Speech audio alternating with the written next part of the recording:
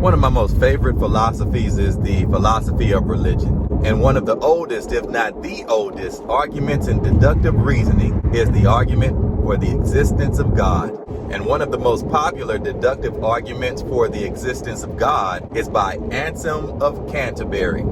Anselm is an 11th century monk. Anselm came up with an argument for the existence of God based on the being of God.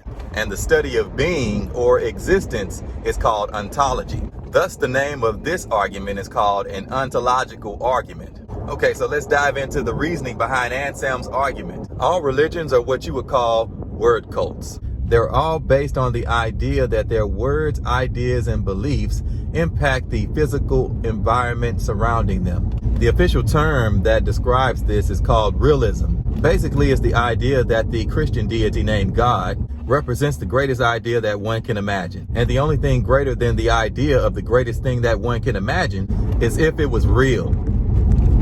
So since God represents the greatest thing that one can imagine, and the only thing greater than the greatest idea that one can imagine is if it was real, yep, you guessed it, God is real. So you already know, for every champion there has to be an adversary, and the adversaries of realists were called nominalists. Nominalism is the view that treats abstract concepts as names only and not directly related to reality. It was pretty much an early form of atheism versus theism, ancient Tupac and Biggie, Bloods versus Crips. Another example of realism, using the modern day context, I'll use one of my dream girls, Sanaa Lathan. I'm talking to you, Sanaa. If the greatest thing that I could imagine was being in a bedroom butt naked with Sanaa, the only thing greater than that would be if I were really butt naked in the room with Sanaa. That would mean that me and Sanaa butt naked in the bedroom was real. Not. You see what I mean when I say belief is a hell of a drug?